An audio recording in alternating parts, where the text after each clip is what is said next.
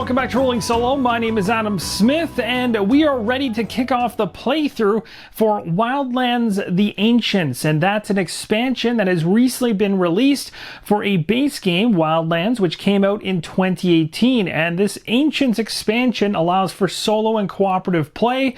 If you want to find out more about what's inside that box, I'll put a link to the entire showcase thus far, including an unboxing video, as well as a setup video that will help you understand how the base game and the expansion, The Ancients, work together to give you what you're seeing on the table right here. You'll need both of those in order to play solo. So without further ado, let's dive into the objectives around the win and loss condition and talk about some of the specific scenario rules, as well as dive into this board and some of the effects that this board has for us. As I'm playing solo, I'm going to be using the Awoken rule set within the Ancients expansion. I've got my faction of 5 down here at the bottom of the shot, and you'll notice there's many object tokens all over the game board. Well, one of the win conditions that I can go after in order to be successful at this solo scenario is to find 5 ancient crystals hiding in those objective tokens. Now, there's a whole bunch of them on the game board.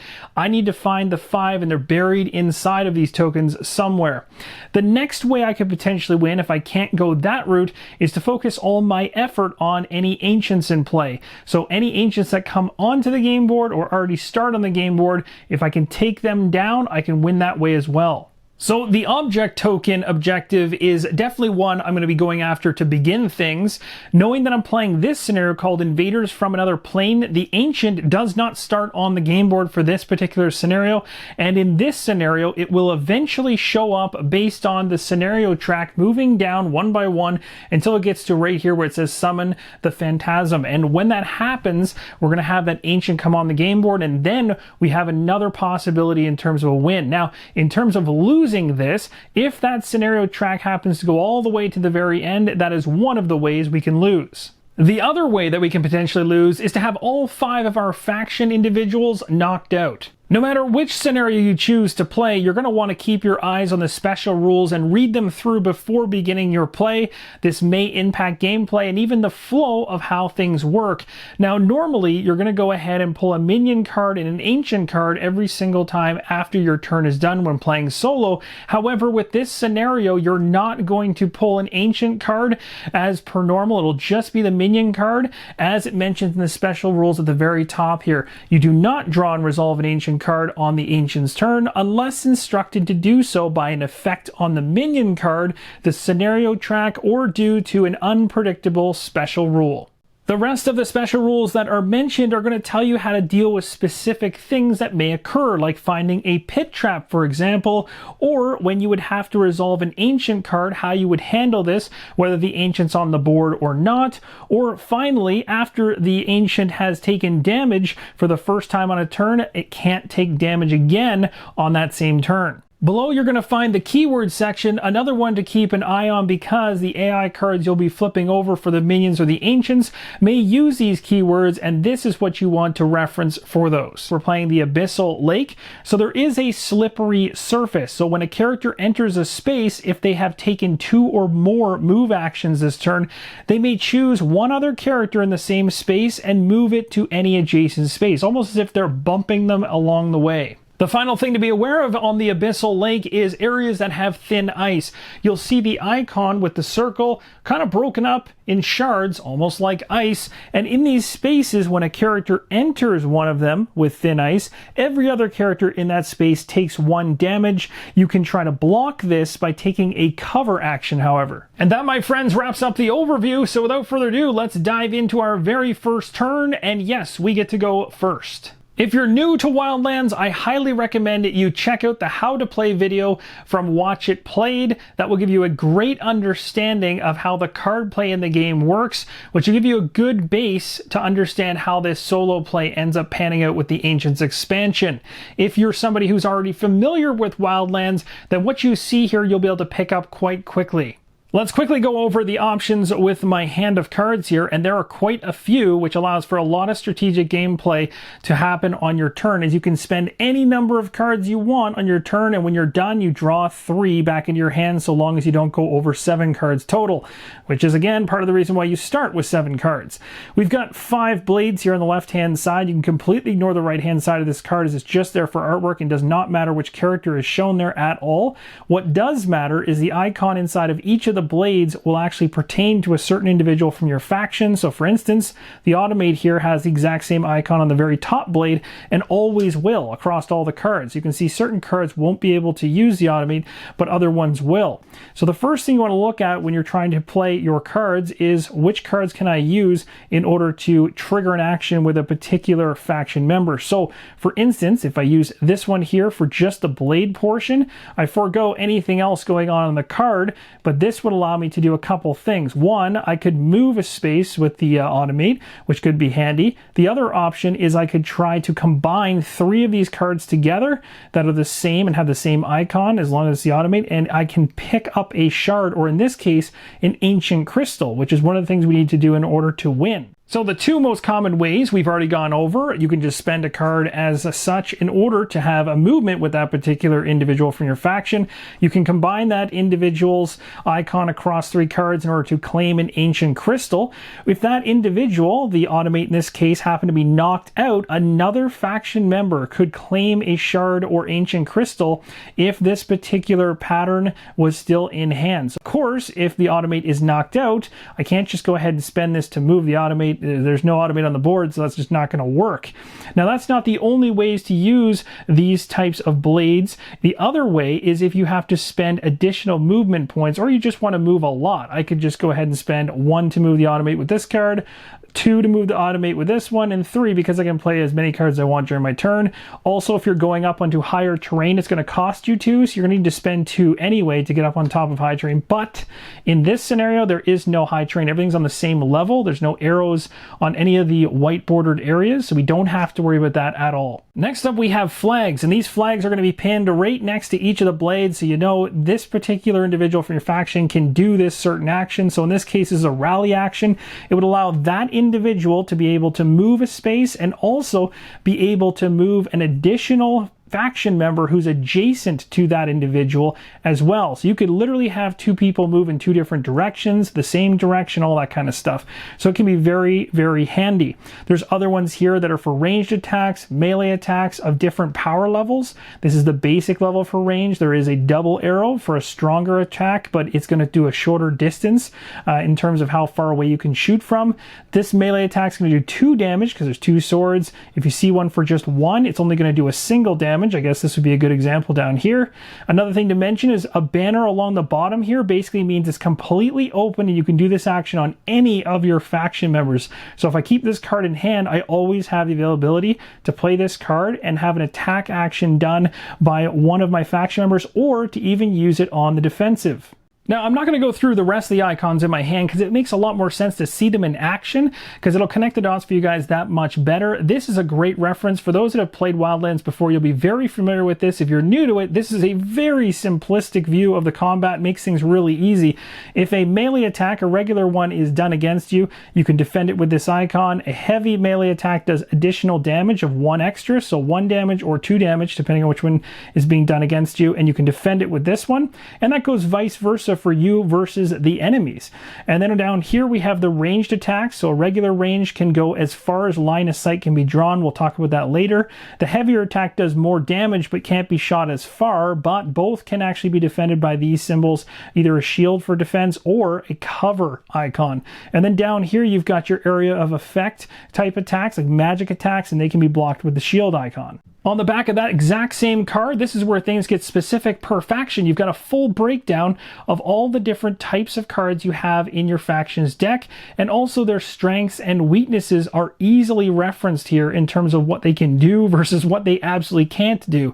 So you can see melee is something I'm very good at, ranged even as well, but just not so much in the area of effect situation. You also get to know exactly how many cards per the different character in your faction can do that certain thing, and you can see my defensive is not so hot, and rally is a little bit of a mixed bag. It's not bad, but I can do nothing on the flying side of things, but I can rally quite often. So let's begin our hunt to find these ancient crystals, seeing as that's the only win condition we can go after right now. As our ancient's not on the board yet, we can't go after it by attacking it just yet, and it will likely make an appearance and cause us all kinds of grief later on.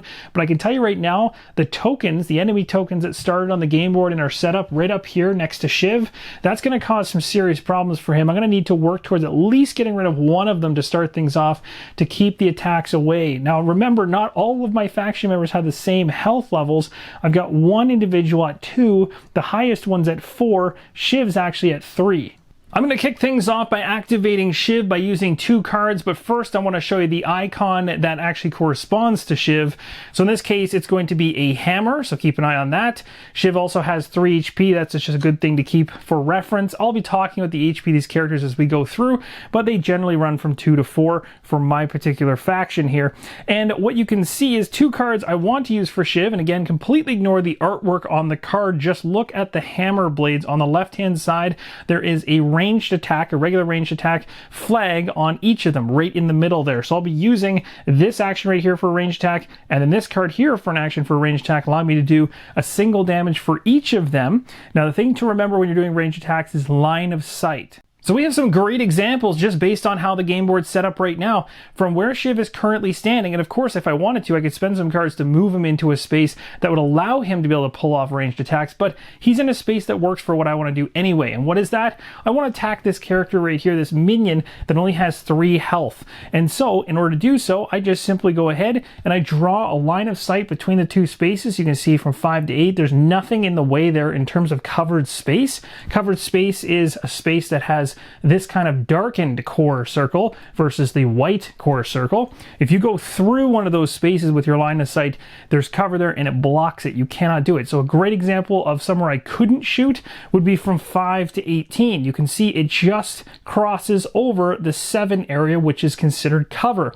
So I couldn't make this shot. Now you can do it as long as it touches anywhere on the cores, but you can see even if I go to the far outside edge, it's still crossing, even though my hand's shaking a little bit, that edge point. So I can't pull that off. I'd have to move Shiv to make that shot. But because we're going for the 1 for 3, this is going to happen. So knowing there's 2 different ranged attacks going at this creature per the 2 cards I'm using, I'm going to be taking a look at this chart here. You'll see if I'm doing a ranged attack, the only thing that minion can do to defend against it is to get a shield icon or a cover icon. So what I'm going to do is draw 2 cards right now for each of the separate attacks, one after the other, to see if they're going to be defended. First one off the top is... And this is the first time you guys are seeing these cards, so I'll explain them quickly, but basically these, of course, are the corresponding 2 minions based on the scenario being played. You can completely ignore this because this section is around the AI and what it will do. Right now, we're just focusing on the defensive sections, and as you can see, they're completely blank. We also don't have to worry about the bottom section right now. So with a blank result, that means the 1 damage will be going through for the first attack, which is quite nice. And the only one we're caring about in terms of which of these boxes we actually need to look at is this one here, because it correlates to the monster we're attacking. Another attack from range, another card. What do we get? Another blank. So we're safe on both counts, so that damage will get through. So the aberration right beside Shiv just took 2 clean shots. I need 1 more to take it out, but I'm not going to be burning too many cards out of my hand because I want to see what's going to happen in terms of the minion movements. The one thing that's worth noting is that usually when there's a minion right next to you, it's a pretty high chance they're going to get into your space, but they don't always activate and move into your space, so I might get lucky. The downside is I'd have to burn cards for Shiv to move him into that particular minion space to do a melee attack, as I have no more ranged attacks with Shiv. Down in the southeast, I've got 3 faction members ready to go. There's also tokens within reach of these characters, so I kind of want to start pushing them into them to see if we can happen to find an ancient crystal, which would be awesome.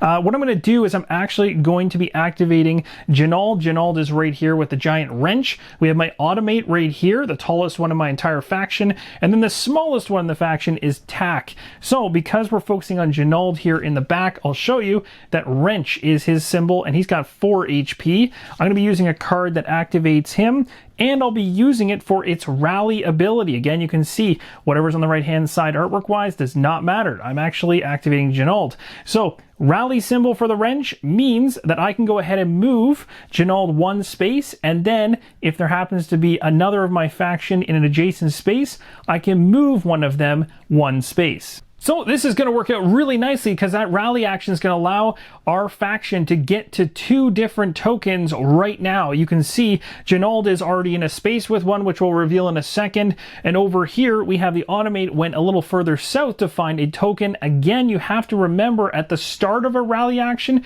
those 2 individuals that were able to move 2 spaces have to be adjacent at the start of that rally. So you can't use the first movement to get somebody beside somebody so that you can then use the other rally later on in the action. You have to do it from the start of the action because, for instance, this individual here, I could not have actually moved Genald into this space and then moved Tack out of this space. That doesn't work because they're not adjacent to start, so this is the only way that things could have panned out. Well, that's a nice surprise right out of the gates, finding an ancient crystal, but remember, I still need to be able to play the cards to pick it up, but at least I know where it is. So that's great news. You probably are wondering, what are the chances that you found that on the very first turn? You must have staged this. No, I did not. I have no idea what's under any of these tokens. They were all randomly face down and placed during setup. The one thing I'll mention, though, is that there's 18 of them, and 5 of them are ancient crystals, so there's almost a 28% chance you are going to find an ancient crystal. So it's actually pretty good chance you're going to run into these things. But again, it's not about finding just 1, 2, 3, or 4. You need to find all 5. And all it really takes is for you to have one of them sitting on the outside of the game board where you haven't been exploring. And that could literally cost you the game. So there is a lot of ground to cover. And of course, a lot of enemies trying to stop you from finding them. Revealing the other objects token, you can see we got ourselves a treasure. So we'll grab the top card off the treasure deck and see what we've got. It appears we found a blunderbuss. Deal 2 damage to a minion or an ancient in this character's line of sight. It's worth noting that on the treasure cards, if you see a ×1, like this blunderbuss go into the automate, that it can only be used once and then it's discarded. If you see the infinity symbol, then it can be used over and over again. I was planning on stopping my turn right there, but instead I'm going to play one more card, and that is for Elsie to go ahead and do a move. You can see there is a rally flag here, but I won't be able to take advantage of that. So we'll go ahead and move Elsie into the spot with the token and hope it's something good. Looks like we found ourselves a treasure, and that treasure is med packs, which states remove 1 damage token from each character in your faction. This can only be used once. That's going to come in handy. Treasure tokens have been discarded. That's the end of my turn. We still have an ancient crystal I want to go after. We'll focus on that later on. I've got 3 cards left in hand. Here are the 3. I'm going to draw 3 cards up because I'm ending my turn right now. We'll see what we get. First one off the top, it gives me the ability to do some heavy ranged and a regular melee attack. This one coming up next, ooh, that's nice. It's going to give me the ability to potentially move with anybody in my faction. This one here allows me to draw up to 2 cards, or draw 2 cards, I should say. And this is an interrupt, and we'll see all these in action as I use them. And the last card of the 3 is one that'll help me with rallying and doing some range shots, as well as potential melee attacks down below. The Ancient's turn is really straightforward right now because no Ancient is on the board. The only card we need to pull is from the Minions deck right here. So we'll be pulling 1 card from that deck and resolving it against all the Minions currently in play. Once we get to a certain position based on the scenario to summon the Ancient in this case, which is right here, then when this Ancient is on the board and the Ancient's turn comes around, we not only grab a Minion card to resolve, we also grab one of the Ancient cards as well. We are then going to be looking at the top row special rule for this scenario specifically, which will take precedence over the rule book stating that we do not draw any ancient cards unless specified by one of the 3 things in this row. The first card off the top of the minion deck for this ancient turn is going to have the Shades and the Aberration, both activating. We have one of each in play currently, so we'll start with the Shades. They'll be doing some movement and then making a melee attack if possible. And then down below, we'll have a heavy melee attack going on, and then we're going to be summoning a Shade. Taking a look at the game board right now, the Shade, which is on 18, is actually 2 spaces away from our friend down here, Genald, and then way up top, you'll see it's 2 spaces spaces away from Shiv, and you might be thinking that there's no way it could actually get to Shiv, but it can. Just at the intersection right here, which is really hard to see, it's probably about just my finger width in terms of size, there is a white line that you can jump from position 7 on the board over to 5 to reach Shiv.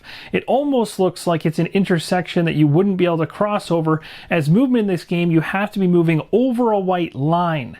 But zooming in on this even further, you can now see there is a white line that can be jumped from 7 into 5, which is pretty brutal, and it's going to be coming full tilt at Shiv. And the reason it's coming for Shiv is because when there's a tie of 2 different individuals or even more that a particular minion or ancient could go towards, it's always going to go towards the lowest number. In this case, that's 5, so it's going to be Shiv. So I know I have an attack coming from the Shade against Shiv, and in order to defend against it, I'm going to need this icon right here. So I'll use one of those banners at the bottom of the cards. I'll let anybody use this. Don't worry about the artwork. It just happens to be for Shiv. Anybody could use this bottom, and I'm going to use it to defend, so I do not take that 1 point of damage. It's also worth noting that as you play through Wildlands, you can never have more than 7 cards in your hand, and if you ever do, you're going to have to discard down. So right now, just so you're aware of how many cards I have in hand, I have 5. And the other thing to be aware of is that these cards that I talked about earlier can be used in order to create a set allowing you to go ahead and pick up an ancient crystal. Moving down the card, the aberrations in play are going to go ahead and make heavy attacks to individuals in their space. Thankfully, there's nobody in the space with this one, so nothing to do there. Next thing we're going to do is do a summoning of another Shade, which is one of those nasty 5 HP minions to deal with. We'll draw a card from the top of the deck to find out where it's going to go. 13.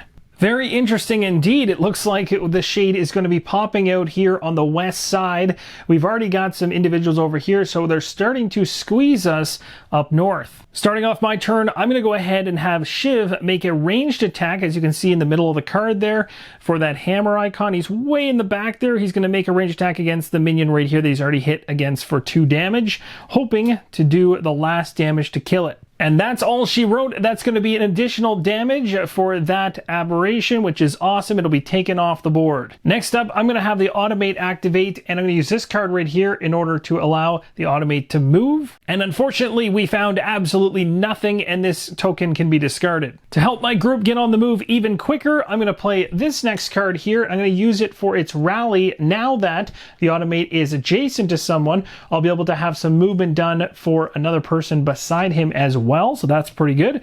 So the automate is going to move. This is an interesting one. Should I move the automate here or over here? I think I'm going to go down south, and this one is going to move into this space right here, and we'll go ahead and reveal this token, see what we get. We have a treasure. This is actually a pretty cool treasure. It's called the Bad Luck Amulet. So whenever this character reveals a trap, instead of dealing with what would happen with a trap, which we'll talk about when it actually occurs, then we're going to instead draw an action card with that character. So pretty good. And this is one you can see is going to stay in play indefinitely. I'll go ahead and place this right on tack. Now right now I only have 3 cards left in my hand, and I don't really like that all too much. I was planning on saving this to potentially use as a wild as a pairing of 3 to pick up a crystal.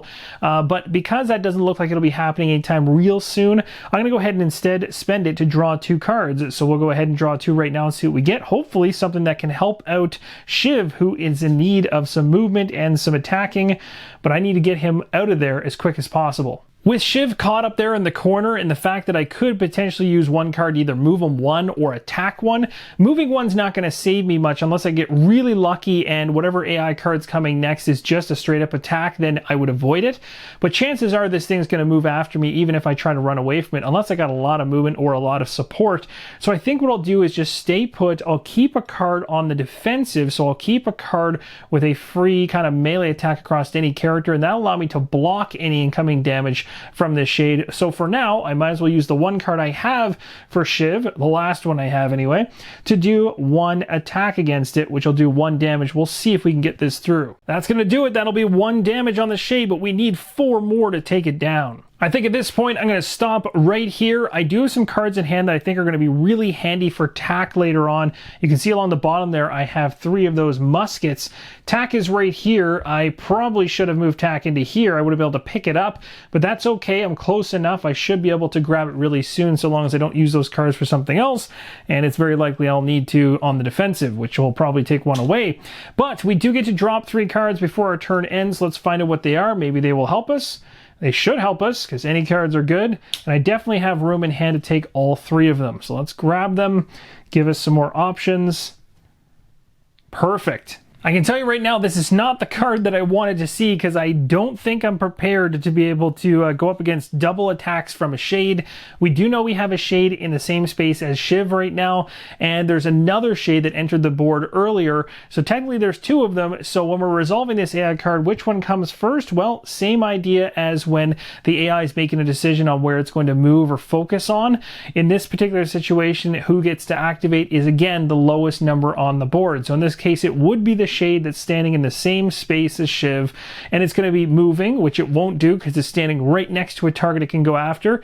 It's going to make an attack, and I'm going to definitely go ahead and try to reduce at least one of the hits coming my way. So we're going to go ahead and spend this one right here to negate the first one. I was not expecting 2, but that's going to be quite a ball of fun. The good thing to note is Shiv does have 3 HP, so he's not going to be knocked out by this attack, but this other one gets right through. So Shiv takes his first point of damage, but remember, we do have Elsie, and Elsie has the ability to use a med pack at some point in time here in the future in order to remove a damage from every single character, which is pretty amazing. With the first Shade resolved, and that is that one way up there with Shiv, we can now move to the second one, which will move towards the closest faction member it can go after, and it's going to make 2 attacks in that space, which it's not going to hit anything. Moving down the chart here, we have the aberrations, and luckily I've already taken every one of them out on the game board, so we can skip past their activation, but we're going to be summoning one anyway. So let's go ahead and find out where it's going to land. 19. Well, that's really unfortunate. It's coming right up behind our group. Now, I guess the good news is I'll have a whole bunch of individuals to target and hopefully take it out,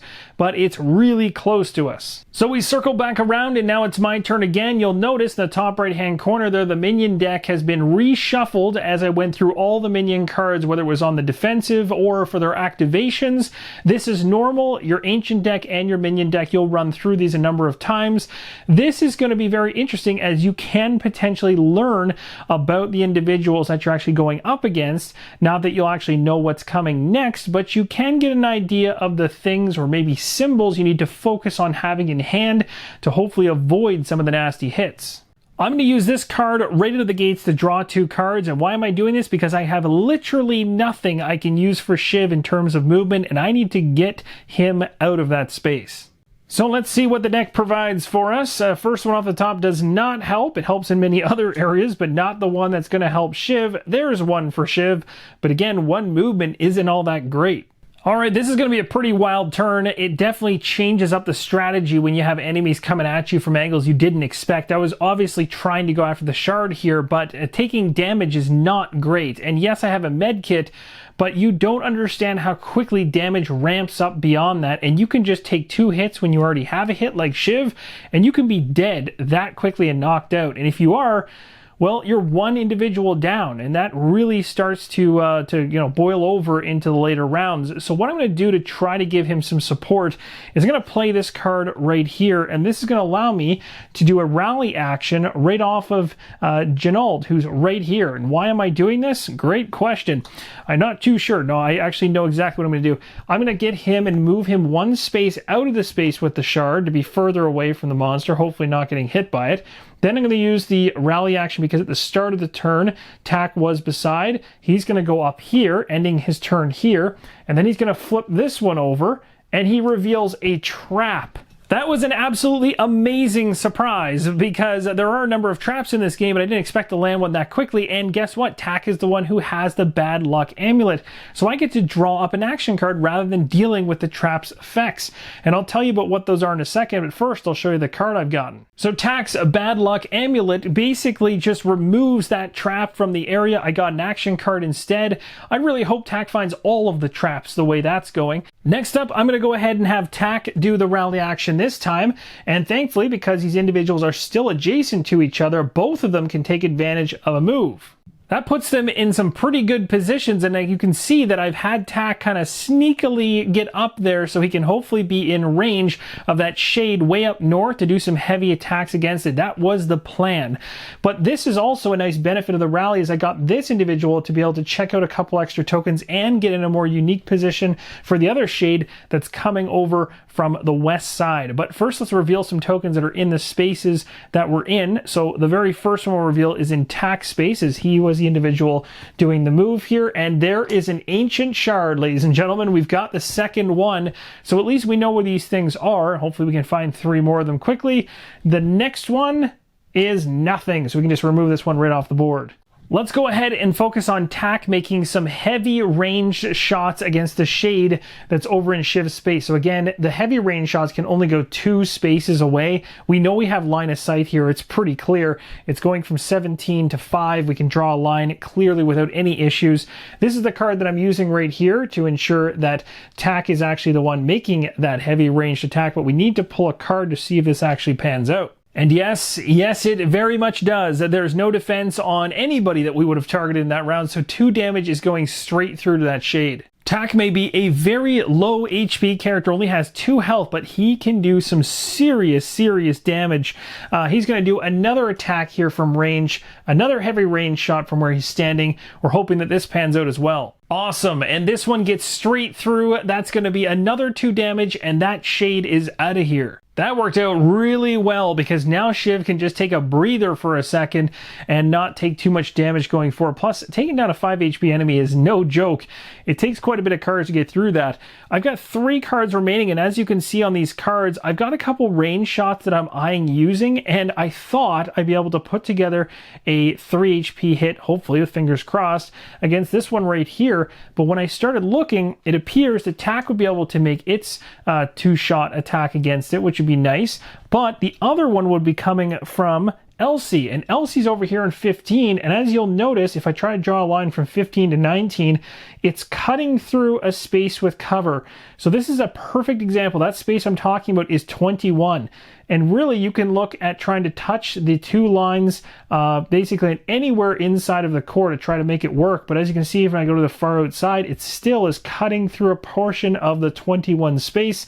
So it's not a valid shot, and I can't pull it off. Now, I'm not really a big fan of what's going on over here because I'm only 1 space away from a shade, and I do have a token that I'd like to go check out in spot number 9. You can see there is a solid white line right there at the intersection. It's really small, again, like the width of my finger maybe, in terms of crossing over a white line from 15 to 9. So I could do this, and that might be a smart decision. It'll get me 2 spaces away from the shade and hopefully not have to deal with an AI attack. But as we know, I don't know if we've seen a 2 movement yet, to be honest, but I think there might be one in there from memory, but I'm starting to wonder about that now. Okay, so let's go ahead now and move this individual. So he's going to move into that spot. We'll reveal a token, and hopefully it's something good. If you consider a trap to be good, then you're very excited in this moment. But for me personally, I'm not a big fan of what just happened. All right, so these are the only 2 cards I have left in my hand after doing a whole bunch of shooting in this particular turn, and I'm not done just yet. I might do another shot. We're doing a good job of controlling the hordes. Remember, we're trying to pick up crystals right now, but it's awfully hard if you just focus on burning cards to pick up crystals if you're being hit and taking lots of damage from the minions all around you. We also have had a lot of minions just show up right beside us or very close to us, and not so much at all down here, which would have been nice and given us some time to kind of breathe. You can see pretty much, looking at the board right now, we've cleared almost all the sectors, but obviously during the drawing of the map tiles, it was really heavy in this area right here, and it's really unfortunate none of the enemies have come from this sector either, making it even more interesting. So the other thing to note is if I was to make a heavy attack right now, I could do it with Tak from where he currently is to probably this one right here. Well, this is the only one he can attack. It wouldn't kill it, but it would put some damage on it as long as it didn't defend against it. So I might do it because the tops of the cards don't have anything else that'll benefit me. Rally abilities off the automate, which is down here in the south with nobody else around him. I don't know if it's worth keeping it for that, although he could potentially find a crystal, which I could, I'd be 2 cards in on that. I decided to use it and I lost it. They actually defended against it for the first time. So that attack did absolutely nothing. And even though my gut was telling me not to make the attack, I still did it anyway like a fool and they blocked it. Overall this turn, Tak did an amazing job of laying out some serious damage. Just wasn't able to get that last one in. We're now definitely done. I have one card left in hand. We'll draw up 3. We got this one right here.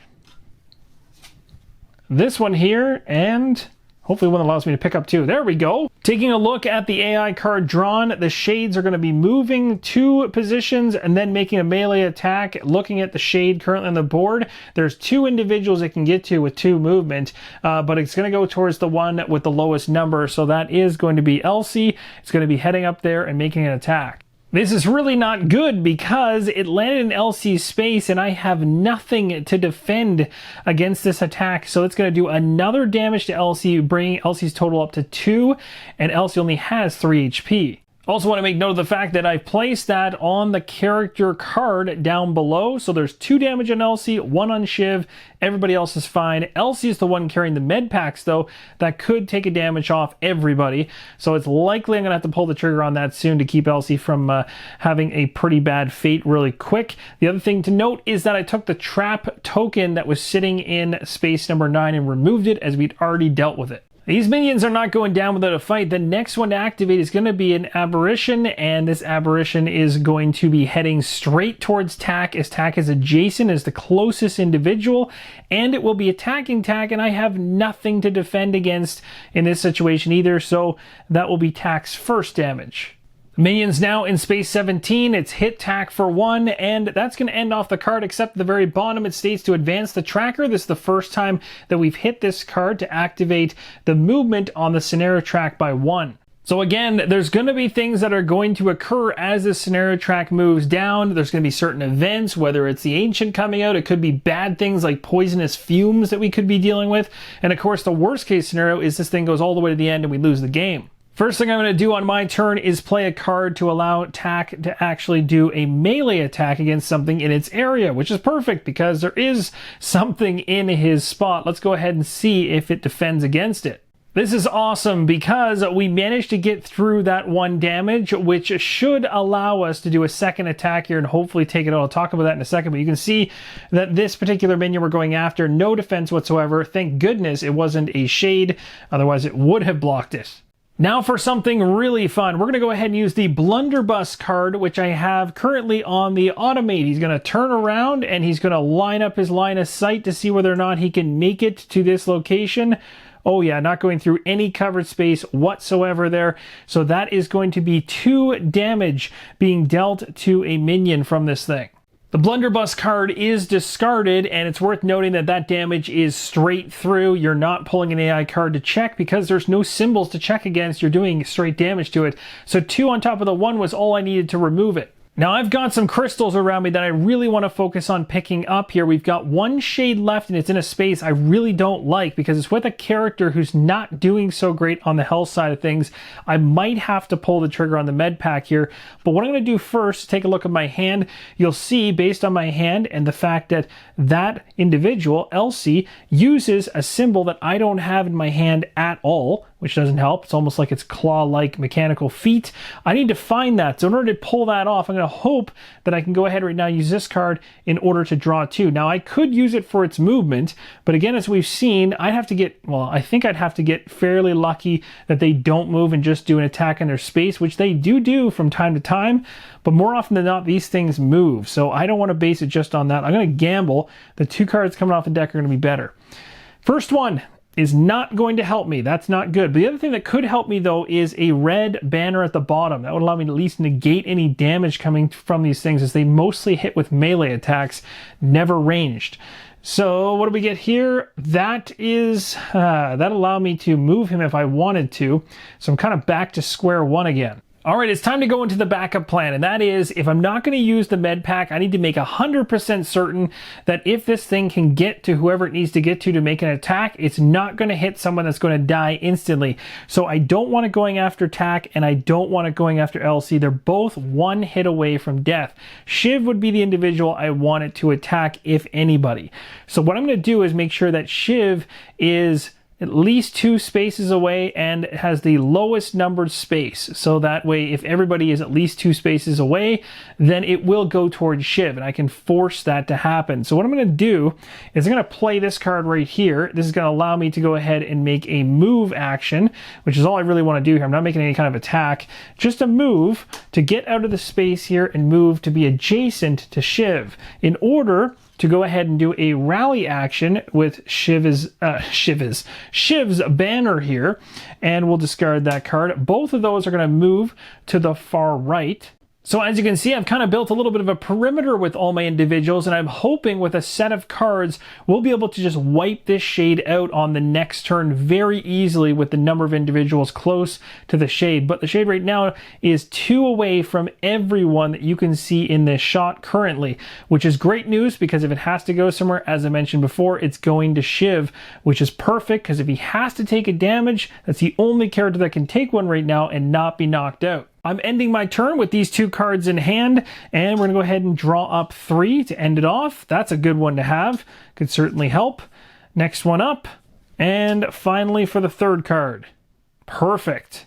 As you can see, literally what I thought might happen ended up happening. This shade, and of course all shades in the game, but there's only one right now, are moving 2 and attacking. So literally how I set up all of my faction around the shade worked out perfectly. It'll be going towards Shiv and hitting Shiv, but there is something else you can do, especially when you don't have the ability to use an icon to defend against it, which I don't have right now for Shiv. Even a banner across the bottom of a card I don't currently have. There's something you can do. As soon as the minion AI card is revealed, you can do what's called an interrupt action, and that's by using a card just like this from your hand with the exclamation mark. If you do this, you spend this card to interrupt, and now I get to go ahead and play as many cards as I wish, and then when I'm done, it goes back to the AI card. So I could go ahead and play another card like this to draw 2 cards, hoping to get one of these icons in either the banner at the bottom of the card or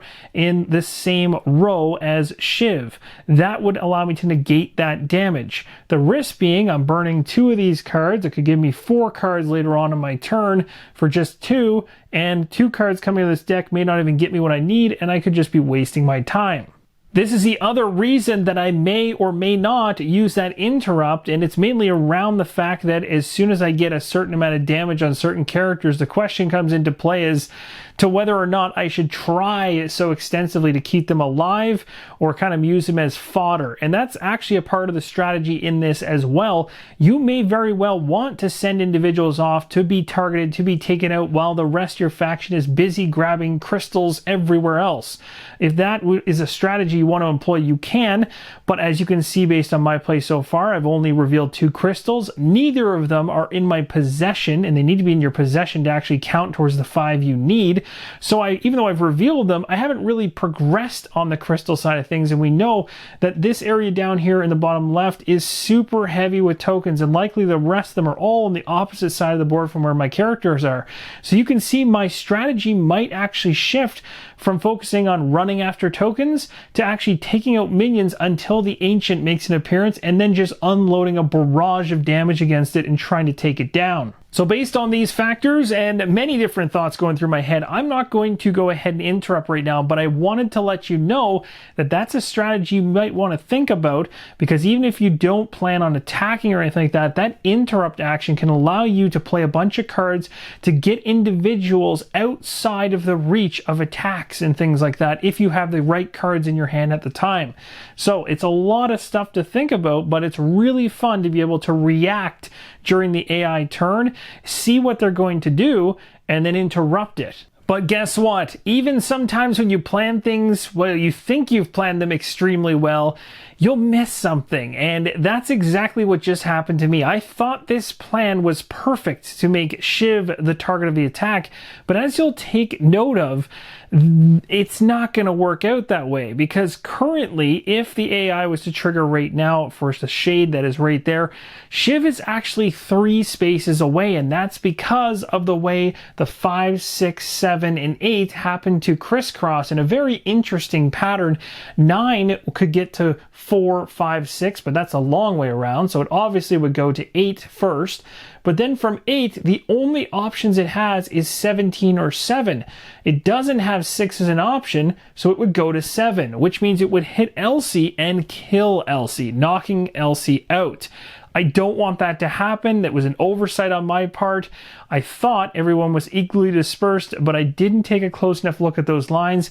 They will get you sometimes, so I may in fact need to do that interruption in order to try and see if I can move Shiv. So before the minion card gets to trigger, I will be doing an interrupt action based on my goof, and I'm going to go ahead and now trigger Shiv to move. I'm going to move him from 6 down to 7, so that way when the shade heads into space number 7, I actually get the choice as to who gets targeted, and then I can choose Shiv to actually be targeted. Now here's the other advantage to interrupting and it still being my turn to play cards.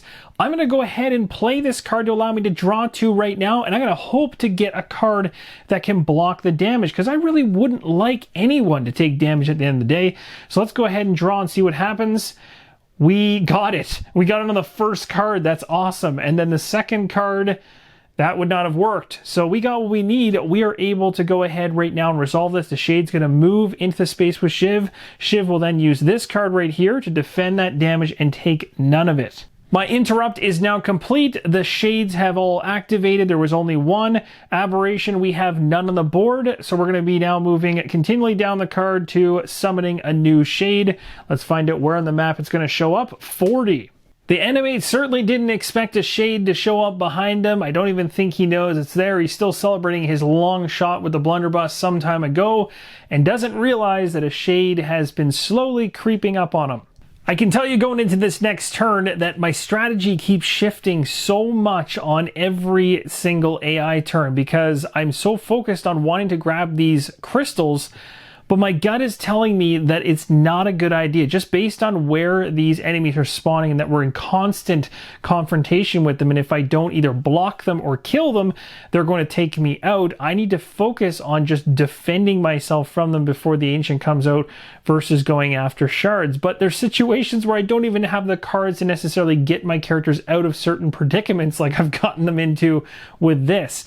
But I can start putting some damage on some of them. So what I'm going to do is I'm going to go ahead here with Tack, and Tack is going to make a nice heavy ranged attack from where he is into that space against that shade. We'll see if it makes any damage. And thankfully it does. It gets right through, so 2 damage to the shade. Next up, I'm going to use this card for its bottom one right here. And it's going to be for a ranged attack again with Tack. And this is going to have him make a shot, just a single one this time. And this time it was blocked by the shade. Now this is part of the fun of the game, is I'm trying to find the opportune moment to use my med pack. And I know right now that I'm seeing in the near future that the automate is likely to get hit at least once from this thing, even if I try to use my last 2 cards here to move them away, which I'm probably going to do to try to get enough space between us.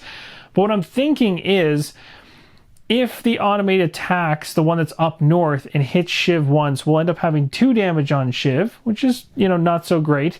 If the automate gets hit once, let's say, on the next one, then you got 1 damage here. And if we end up using a med pack on the next turn, I can get rid of 1 from here, 1 from here, 1 from here, and 1 from here. That'd be a lot of damage. It'd be a great time to use that card at that point. I'm trying to min-max this med packs card.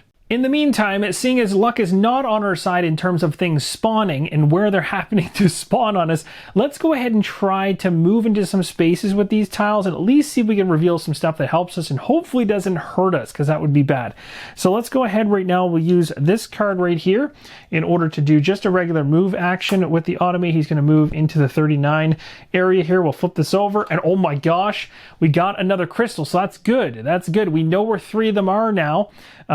It's It's also bad for my brain as I try to adjust to going after the ancient versus the crystals. As I find more of these things, I'm starting to wonder if there's a chance on that. But remember, to pick them up, you need 3 cards with the same icon from the character that you're actually trying to pick it up with, or that character could use a character's icons that has been knocked out. But that hasn't happened yet, so we won't talk about it too much. So I'm going to continue moving here. The question is, should I go to 38 or 34? Tough to say, but I don't want to be too far to the way. Plus, being able to potentially make long shots from range, seeing as the automate can do that, 34 might make more sense. I probably have a better line to do things. So I'll go to here. We'll flip this one over. And we got ourselves treasure. And of course, I had to actually spend a card to do this. Last card in my hand. That's the first time I burnt all of my cards. We ended up finding a looking glass. Reveal any 3 object counters. Very interesting. Could be very useful. And just based on where things are right now and where I am in relation to some of these, it might make sense to reveal these now to get a sense as to where I need to be. Maybe I'll find the other 2 crystals, especially when one of the tokens is way the heck up here. Maybe that's one of them. We'll find out. Let's go ahead and use the looking glass right now. It's a one-time use, so I can reveal them. The good news is, as I reveal these, if there's traps or negative effects, they're actually not going to hurt us, which is a plus. So let's reveal this one here. So that would have been bad. The token I just revealed way up north is an explosive trap, and when you activate an explosive trap, all characters, minions, and ancients in the same space and adjacent ones take 1 damage. Minions and ancients react to damage as normal, and you can block the damage to characters by taking a shield action. Then you just remove the explosive trap. So as nobody was in there when this thing triggered, nothing happens and the token's removed. One correction I want to make right away is the fact I said I was going to discard that explosive trap. I don't discard the trap. Now you know what will happen if I happen to go into that space, but I'm just revealing these through the looking glass. They can be positive or negative effects, or maybe somewhere in between, but I'm not actually interacting with them. I'm just seeing what they are. So let's go ahead and decide which one next we want to do. I honestly don't know which one to pick. I kind of want to pick the ones I think are further away from me, but that could be a bad idea too. But maybe like in the back corner, for instance, to see if it's even worth going back here. So let's go ahead and flip that one over. Okay, there's a trap there, so good reason not to head back there. This one going here would be nice to reveal, because if it's nothing of importance, then I can keep focusing on moving this way rather than anywhere close to, within a quick 2 move of this shade. So let's check this one out. Oh my gosh. Okay, so now we know where 4 of them are. All right, so my turn is definitely done in terms of my cards in hand to use, but I do still have some cards on the table that I can make use of, and I think the med pack, or I should say med packs, this is the time to use it. And the reason I'm saying this is because what if that particular minion, the shade that's in the same space with Shiv right now and Elsie, happens to get a 2 attack symbol, meaning that Shiv might take 1, and then what do? Both of them have 2 HP, both of them have 3 HP total that they could take in terms of hit points. I'd have to lose one of them. So I think instead of trying to get the best possible heal out of this, it's now that I need to actually activate this med packs thing in order to deal with all the damage I currently have with my characters. And this will likely make sure that if anything nasty happens from the AI deck, it's not going to knock anybody out. So this will heal this one, heal Shiv, and heal Tack, and I feel pretty good about it. So I'm ending my turn off with that. Let's draw up some cards. There's actually only 2 cards left in the draw pile, so I'll go ahead and reveal those. I got to shuffle the deck and pull another card. The 2 cards I got are these 2 right here, and I'll go ahead right now, reshuffle, recreate my deck, and draw one. Here is the final card drawn up, and let's find out what the AI is about to do. All right, you can see that my worst fears didn't come to pass, but still some movement going on with the shades. 2 movement and then an attack, and then it's going to head on down to the next one, which we have none of in play, and then we'll be advancing the tracker. So let's deal with the shade first. The first shade to activate is the one that's with Shiv and Elsie way up in the top northeast corner of the game board. And I'm going to go ahead now, because I was able to drop some cards into my turn that actually could help me out. I'm going to use this card right here for Elsie, and because my 2 characters are in the same space, I can choose which one the damage is going after, and I'm going to block it. So nice try getting through that. But now we have to activate, unfortunately, the shade very close to the automate, which, well, it's gonna catch up. So unfortunately, with 2 movement and an attack, this shade is easily, doesn't matter which way it goes, it's the same amount of space into this space, and it's going to hit. Now the question comes, do I spend a card in hand? I only have 2 left, so I'm not looking forward to a really strong turn next time around if I do this. But if I do this, I can block all the damage right now. But again, this thing is still on me, still hounding me, and trying to get 5 on this thing when I'm so far separated from everybody else may not be worth it. It might be worth it to actually let the automate, being that it has 3 HP, kind of be my target. Maybe that's what I do, is instead of grabbing these crystals, I just have that thing run around collecting damage, running away from the enemies, while my other individuals get ready for the ancient to show up. Maybe we'll go that route, seeing as things have not been going to plan with the minions.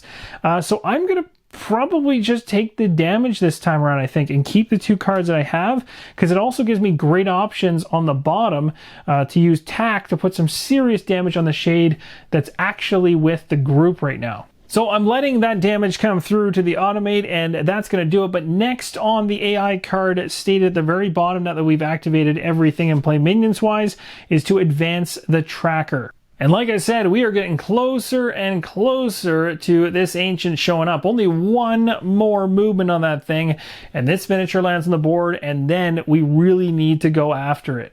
I'm going to go ahead and start my turn right now by making an attack. This is going to be a heavy attack up against that thing over there, so we're hoping that we don't see a lot of defense. Awesome, the damage managed to get through. Even though there's a defense for the sword there, we're doing a ranged attack, so only the cover icon and the shield icon would have actually blocked anything for this shade, so 2 damage going straight through.